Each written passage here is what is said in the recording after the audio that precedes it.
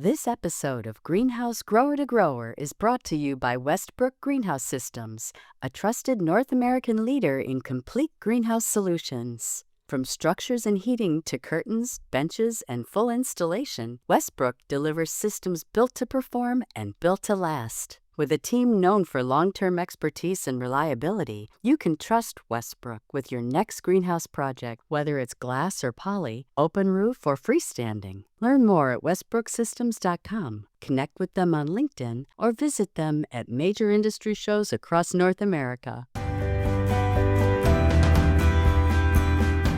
Welcome to Greenhouse Grower to Grower, the podcast where we're shaping the future of floriculture, one conversation at a time.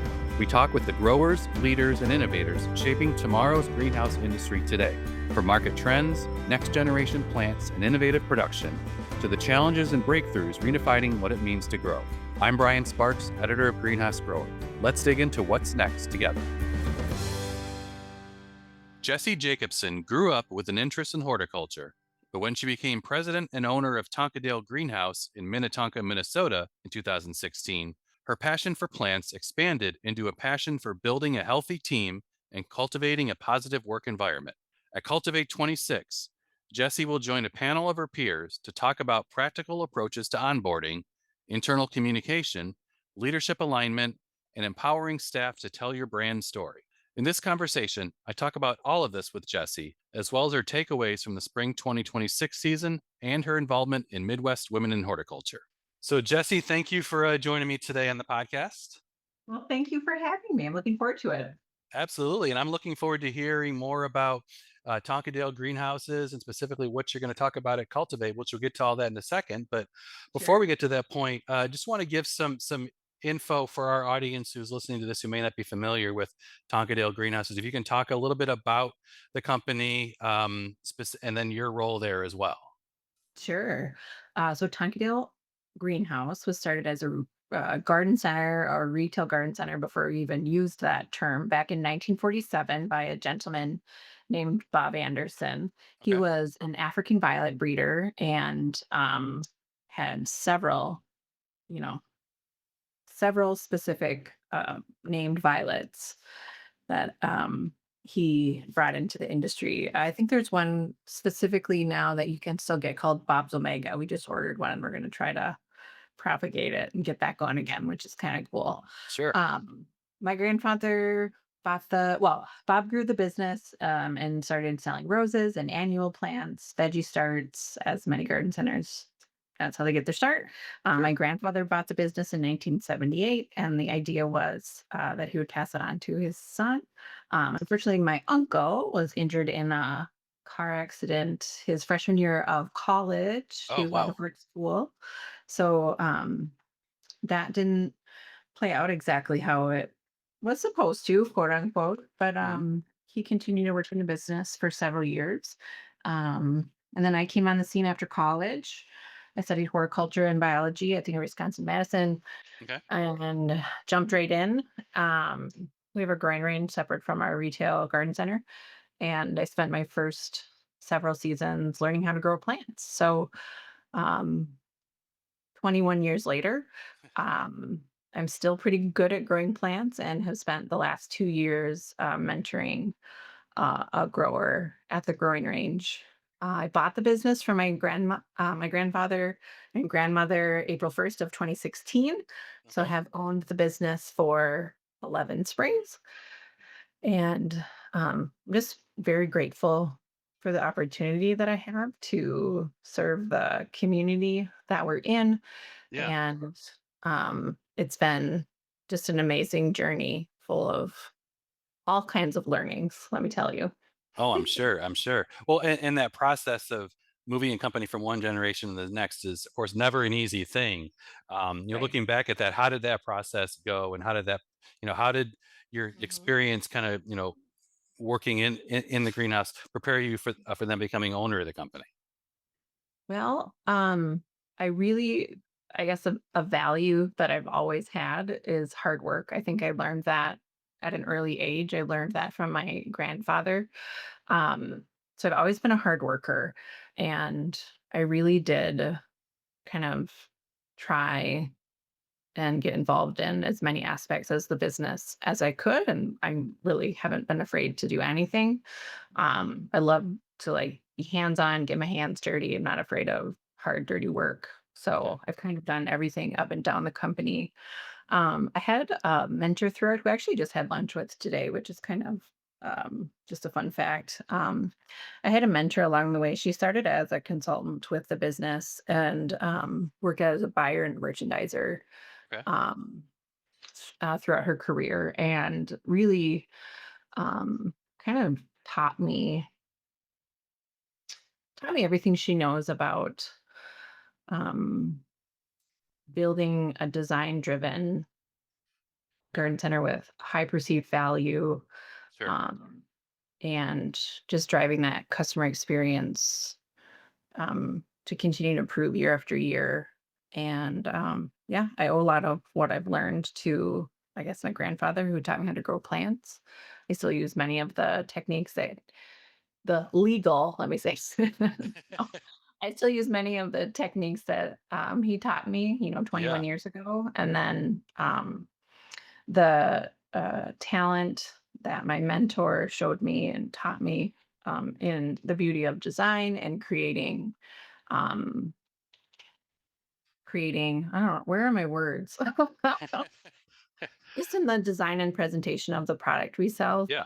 I owe that to my teachers, I guess. And I happen to have a knack for it. And I think when you put all those ingredients together, you have a successful transition in a business. I guess, oh, the question was, how did the succession go? That's right. Right? That was your Yeah. question? Well, and like I said, I mean, we're having a great conversation about how the path there and everything. So, we can. Okay. Well, I think what kind of, I'd always been interested in coming into and I don't know, taking over or having a leadership role Yeah. at Tonkadale.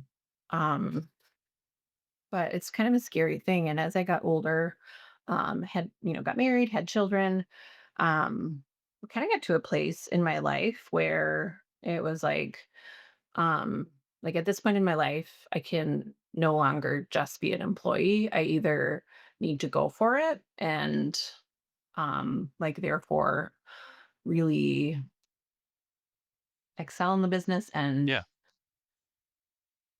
um how can I say this? I either need to go for it, stick with it, and then be rewarded for it. Right. So in that capacity, or find something else to do. If that Yeah. does that make sense? Yeah, I totally understand that. I mean, you've got this goal that you want to want to set, and just the path, and everybody's path is different for this process. But the fact that you can see, okay, here's kind of where I want to be. Here's what I have to do to get there, and I'm going to Yeah. commit to getting there. It sounds like you were looking at there. So, So um, then yeah, so I mean the path to ownership, definitely wasn't easy, wasn't overnight. I think once we started the conversation, like, yep, I'm serious about this. This is the direction I'd like to go. Are you ready? Yes. Okay. Um, let's go for it. yeah. I don't know what this looks like. It's risk all around. It took us about 18 months to get to signing on the dotted line. Okay. Okay. Yeah.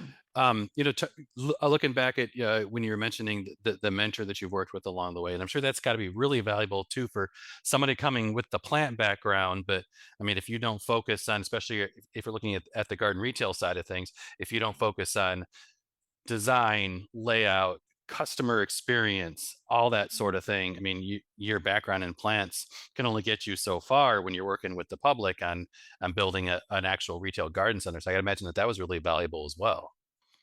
Yeah. I mean, we have kind of the like the Tonkadale isms or what have you. Things that my mentor taught me, I guess, like as it relates to like product assortment, just because you can doesn't mean you should. So Right. that's like keeping your product assortment really focused and tight. Pretty always sells. Keep things like design driven or design forward. Um, you know, Everyone sells commodity products. How do we combine our products to make them different? Like Yeah. focusing on perceived value, Obviously margin, um, that course sort of thing. Yeah. Once I once I did purchase the business, I really wanted to focus on kind of our behind the scenes, and that started with creating a mission, vision, and values.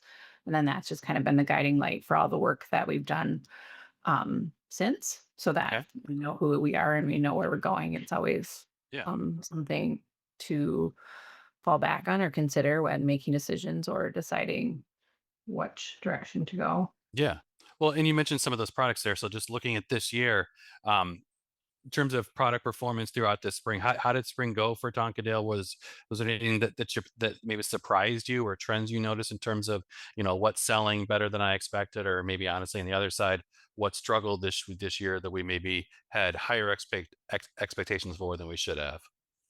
At our garden center, we have a perennials department. We don't have like a big tree and shrub lot. We sell some like ornamental trees, smaller blooming shrubs, but Yeah. our perennials department continues to grow year over year. We have new leadership in the department, which has just brought a fresh perspective and I think has made a huge difference in inventory management, procuring product, having the right plants at the right time, um, as well as like the education that we're creating and the content we're creating around Yeah. products within the perennial department. Okay. So that department continues to grow. Annuals are steady. Herbs and veggies always seem to be a growing category. People still want the basics. Yeah. Sweet basil, our number one seller. Okay. Uh, our hard goods and home decor continue to grow, and then Burns Flies was very strong Really? Okay. as well. I would say we eliminated mulch as a category this year. We just aren't able to compete on price. We Mhm. just decided to get rid of kind of that distraction, and when it's being sold for 2.99 just down the street.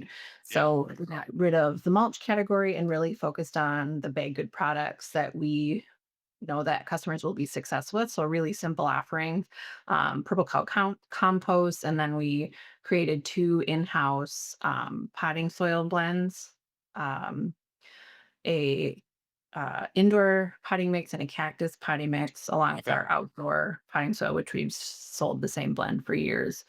Mhm. Um, so just really simple offering of bagged goods or garden amendments, along with fertilizers and things. So streamlining that department has been super beneficial, but also we've seen an increase in sales Yeah. with good margins.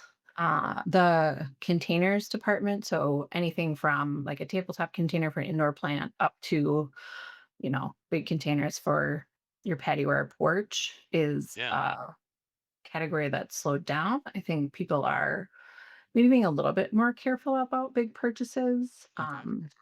The uh, pottery in general as a category is a hard one because with limited space, it's like, how do you have the assortment so people can pick from everything they could ever hope for?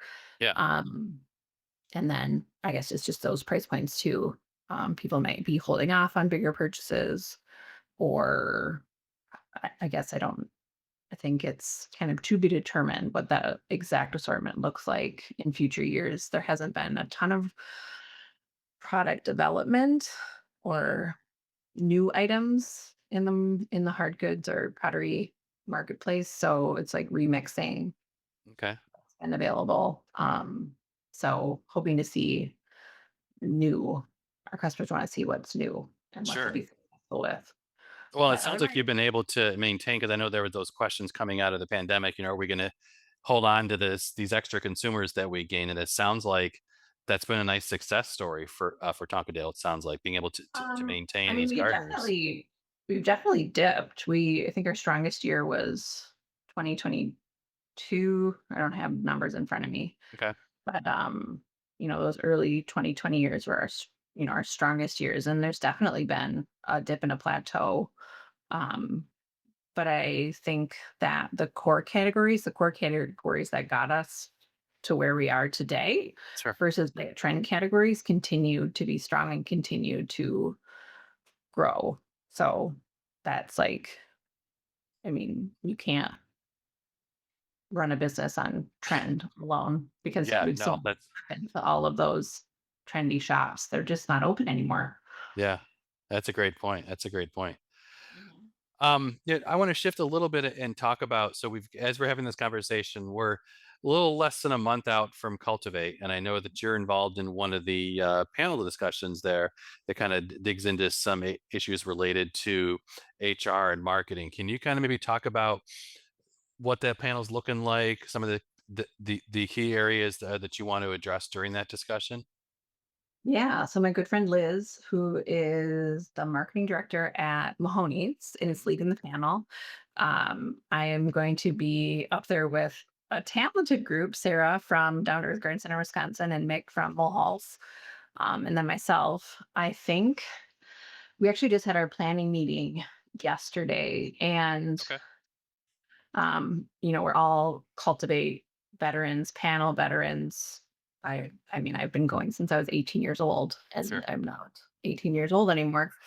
Uh, so I'm kind of a grandma at cultivate now. But what we really talked about was like getting up there and talking about the journey. And the point of this session is connecting like your employee experience to your customer experience and how Okay, those two, well, for me, how can we make those two things mirror each other? So the same way that we take care of the customers, it's the same way that we should be caring for our employees. And so yes, there's like traditional HR roles or functions, but sure. what does that look like within each of our organizations? What has the journey been like to get there? It's not Okay, always been super, super cute. It's been nitty gritty, tough starts and stops. Growth in these areas is never linear. Um, and so I think you'll hear just real world examples of what leading garden centers are doing to take care of their people, sure. which results in a better customer experience and a better, I guess, overall representation of your brand, which is Yeah. marketing. Okay. Well, I know that it sounds like it really ties in well. I was looking at your bio on the Cultivate page before we had this conversation here, and it looks, that there was a big focus on within the Tonkadale, building a healthy team and setting a positive workplace culture. So, can you maybe just talk about why that is so important specifically for you guys, and then just any initial tips, for anybody listening to this, to just how they can follow that path of making things about the team first and setting that positive culture for your team. Well, I have a couple of moments throughout my career that maybe could set the tone Okay. for where I've been and where we're going. So when I first purchased the business from my grandparents, I set out to create to be an employer that I want to work for. Sure. I wanted to be able to work side by side with my employees and look them in the eye and know that I'm doing the very best I can for them, which doesn't mean things are always perfect Right. and they're not going to become perfect overnight. So, um, I talk a lot about progress over perfection. Okay. Um, I think it's really, and it's hard to stop and think about all the progress we've made since April 1st, 2016. But there's certainly been huge progress and huge milestones, and our team today looks very different than our team did 11 years ago. Okay. Um, 2025 was a tough year for me professionally. We had some changes in the organization in our leadership group. Our leadership team, the makeup of our leadership team changed a lot just based on natural departures and other things. And then I was pulled away from the garden center to be more hands-on at the growing range. Okay. And so that really kind of turned my momentum upside down. And then at Cultivate, I get to come and see all of my horticulture friends, and it's a time to like reset and talk about what worked, what didn't, and Yeah. like get yourself like talk yourself into doing spring again. Um it's a wild ride. And it's actually, I think this last spring was just like for me personally, probably one of my best springs ever when it comes Okay. to like just the physical and emotional wear and tear that it can take on you. Because we know like how many hours everybody works, how physical the job is, Oh, yeah. how demanding customers can be, and how short the season is. Um, but it seems like the pieces are coming together. I feel like I have the right people in the right places, and I can see the growth happening. And okay, so anyway, back to what I was trying to say is at Cultivate last year, I attended a session with my friend, put on by my friend Rob Spurl. And I hope I say this last name Rob right. I always speak it wrong. Rob Spurl. He's doing the session again. It's about like defining your why or figuring out your why, your purpose. Like, Sure. why do you do what you do? It was a grueling 3 or 4 hour session, but it was what I needed after a really tough season to like reset and do it again. And so I came up with a personal why, and I'm going to tell you what it is. Okay. So it's to create breathtaking beauty fueled by ridiculous passion where all people feel cared for. Nice. And so for me to have like a guiding light or a like why do I get up and do this every day has been really helpful. And like I said, it doesn't mean it's perfect or it happened overnight Sure. or all the changes are happening all at once. But it kind of set me on this path to look at my business and say, we kind of have the breathtaking beauty taken care of. We're a group of very passionate people, Mhm. vested people.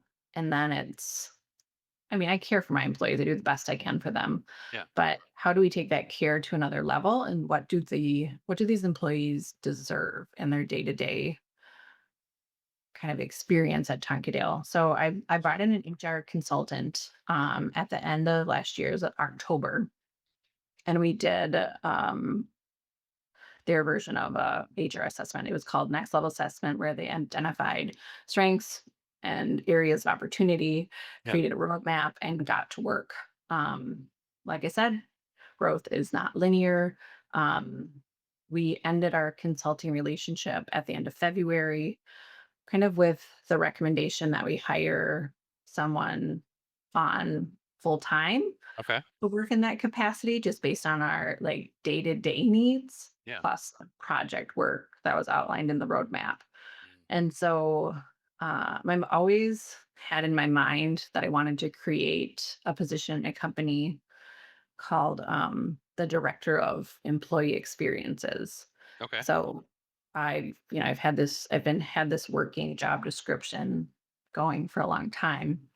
So I finally posted for the role. I think it was early March, and then spring happened Yeah. where I like naively thought I could be doing interviews and hiring for this role while growing geraniums.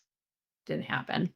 So regrouped um at the end of May, and Okay. then actually just sent a job offer to my top candidate yesterday. Oh, nice. They Okay. accepted the job, and I'll have a director of employee experiences starting July 6th. So we'll be in our first week. Um, this new this new role and position where they'll be able to pick up the work that was started while supporting the day-to-day needs of the employees.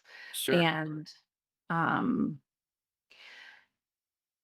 I think as an organization, we have all of those general HR practices in place, right? You have hiring, onboarding, benefits, payroll, policies, and such, but it's the kind of the connection and relationships with people Yeah. that are going to make a huge difference. So it's here's our feedback model. Go do this, but you can't Mhm. expect to create a culture of feedback without giving employees like the tools and training to do that because it's Sure, sure. hard.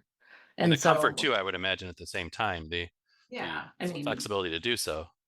exactly. So we've done I guess with our leader group, I should back up a little bit. The leader group has changed, but we have done a couple of leadership retreats where we spend a couple of days learning about like key principles in leadership and practices that we want to adopt as a leadership team. Okay.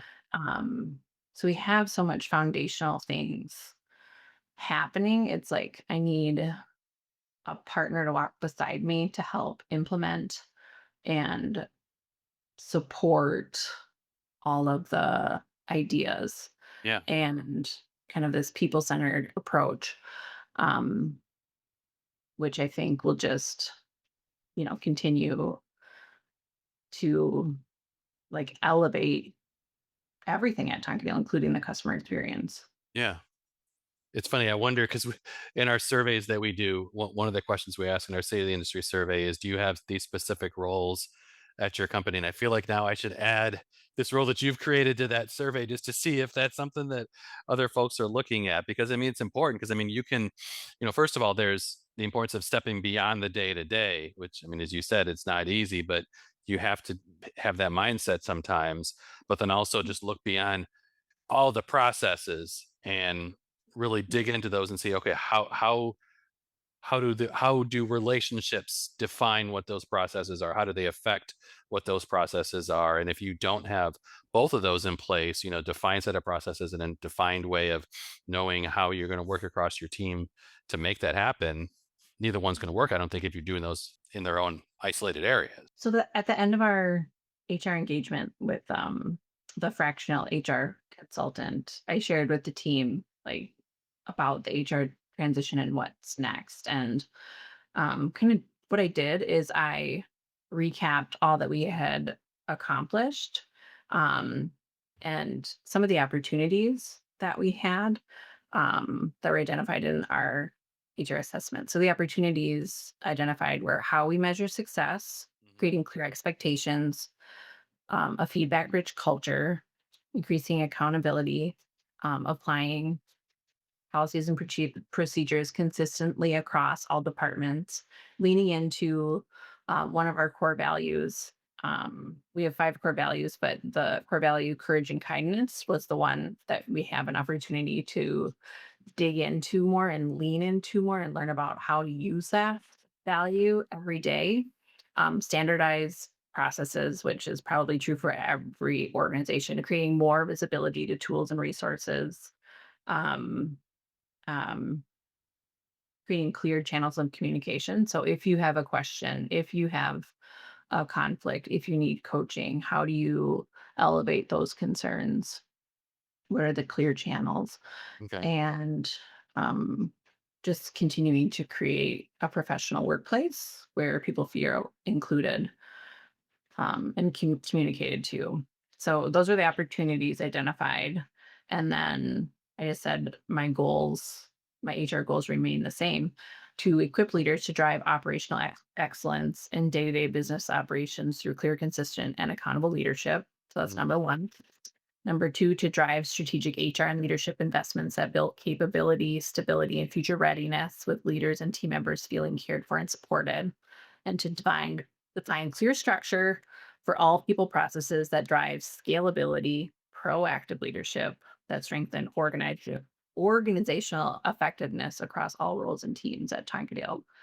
So I think like letting people know like what the goals are and that I'm not wavering from those goals is Yeah. important. And we're going to jump right back into them now that we've we made it through spring, Yeah. and we're going to hire and onboard a person to help support us in these opportunities and goals. Sounds like it'll help get you ready for next spring then at just the right time then, so you're not having to focus on this, around the holidays and when spring kicks into high gear, but get your Right. plan in place now. Oh, I mean, yeah. I mean, these kinds of things are always, you're always bringing in a new idea or a new project. There's never really a dull moment. Of course.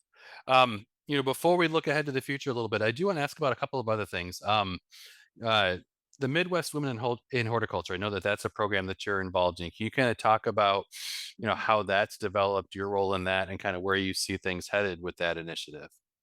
Yeah. So that Midwest Women in Horticulture, I don't know, when did it officially start? We had our first event actually hosted at Tonkadale in the spring of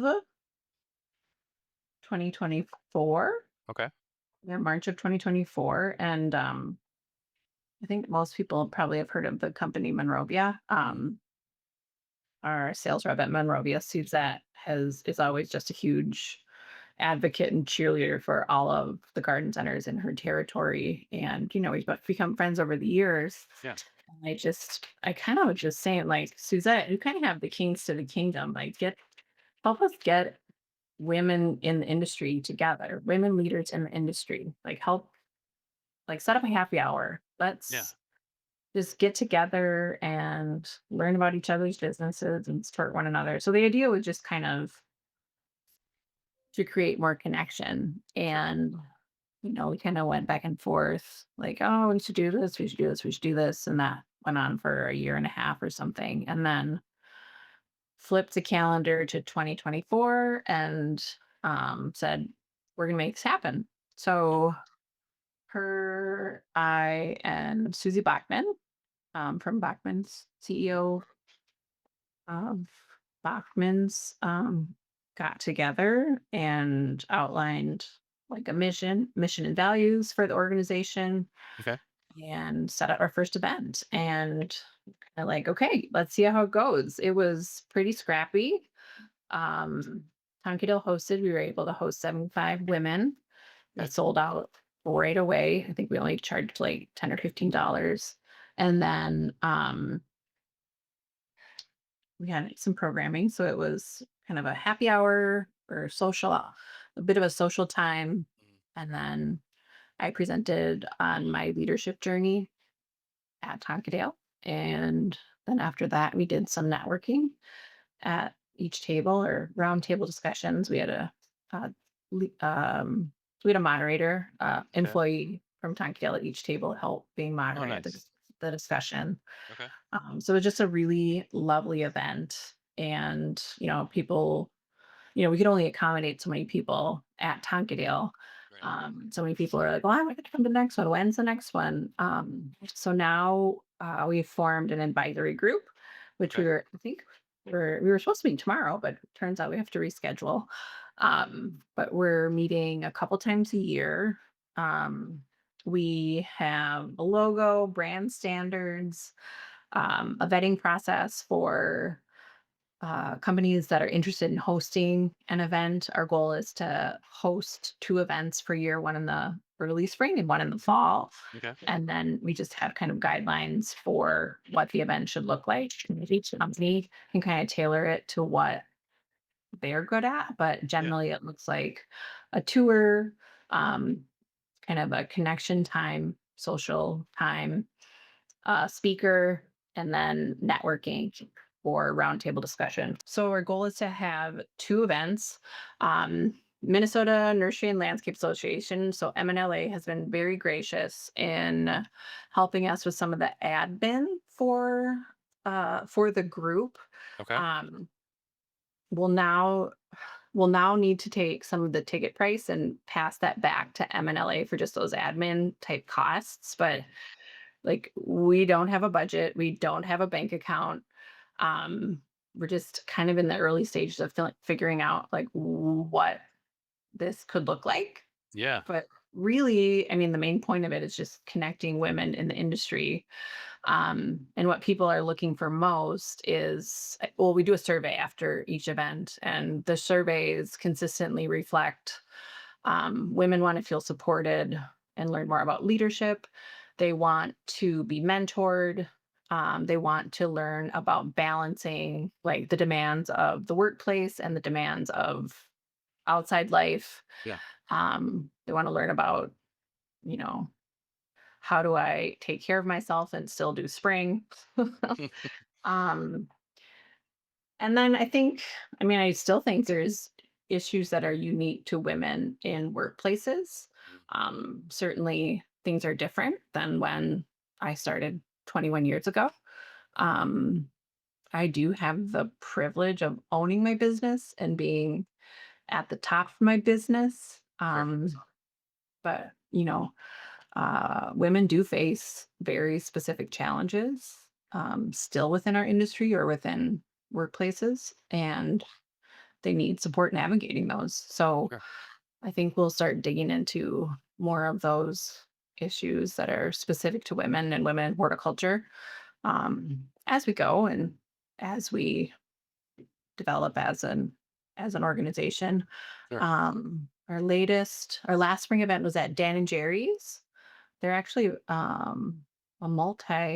a wholesale grower and ship across multiple states, which I had no idea. That was a really Yeah. interesting facility Yeah. It's a good to company. visit.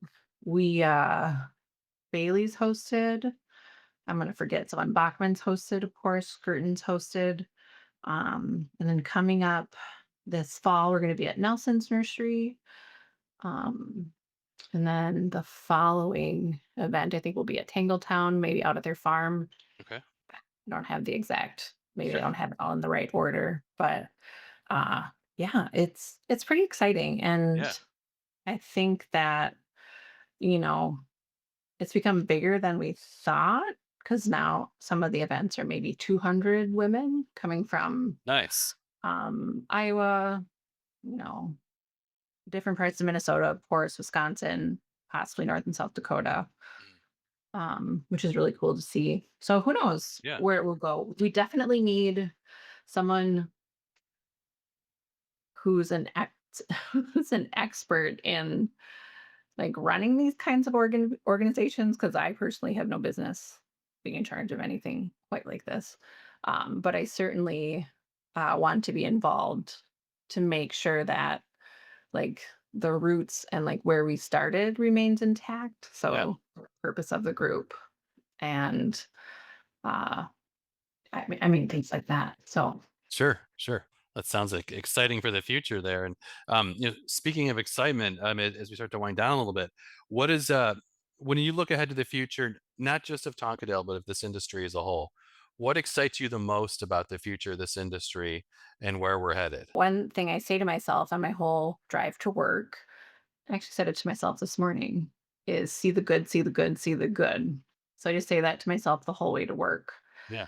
What I'm excited about is kind of that mindset shift and the impact that I or Tonkadale can create in people's lives, whether it be the people that we employ or the customers that we serve in the community that we engage with. The impact is something greater than ourselves. And I think that's why people choose to work in this industry. I find great joy and satisfaction and excitement in seeing a coaching moment be successful for, coaching a leader and seeing them be successful, Okay. executing something that was hard, overhearing a conversation between employees where they've are working on the feedback model or Sure. being out in the community and having someone at the grocery store pull me aside and say, "Thank you for what you do in the community." Um, I don't know. I guess that's what I'm excited about. Okay. Nothing earth shattering. I don't. No, that's a great. I mean, that's a great look to I'm outlook not to talking have. I about mean, like AI taking over garden centers or shipping plants across the world, but if you can't see the good in what you're doing and what you're bringing, then honestly, none of that other stuff even matters really. If you don't have a right. passion and a purpose for what you do, you could have, your most defined outlook that you possibly could and how you want to get there. But if there's nothing behind it, I don't think it really matters, to be honest. So that's True. refreshing. I think we say something at Tonkadale a lot, which is kind of fun. I hear employees say it is best ever, best ever, best ever. So, Mhm. in the summer is challenging. Things slow down. It's hot. The product is limited. Actually, we just got a shipment of fresh annuals today, which was really fun. But as you get into your busier seasons and get all set up for spring, you just all set up for holiday. And it's those moments when everything is like kind of like quiet and perfect perfect in the sense of best ever, you know? And you look at it and you say, our staff this year was the best ever, or our holiday sets were the best ever, or our delivery process was the best ever, or whatever it was. Our logistics on deliveries from the growing range were the best ever. Um, because that means at one point they weren't so good or they were challenging or you just like continue to improve. And so Yeah.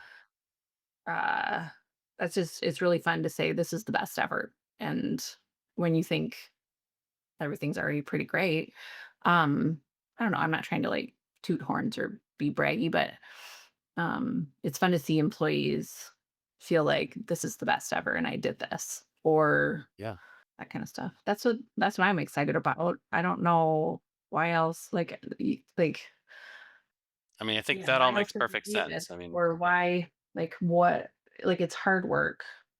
I don't come from a background of running Fortune 500 companies or I don't have private equity backing me. Like we're scrappy DIY people and then we bring in a consultant when we need it or I lean on my leadership coach and then, you put it together as you have the capacity to and you only know what you know and yeah. then you continue to grow and gain knowledge through I guess the experience that you have, especially the hard experiences. Well, and those who are listening to this, if you want to hear more from Jesse, that panel that we talked about earlier, I love the title for this. The Secret Sauce is Staff, Why Marketing Starts with HR.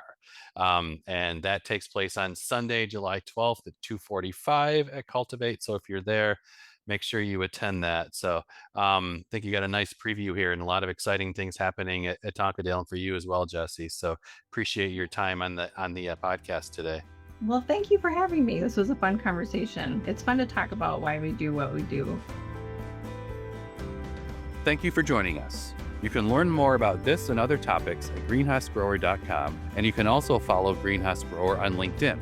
Please subscribe to this podcast on iTunes, Apple Podcasts, or Spotify, and please leave us a rating or review as it helps other listeners find the show. The Greenhouse Grower to Grower podcast is produced by the team at Meister Media Worldwide. I'm Brian Sparks, editor of Greenhouse Grower.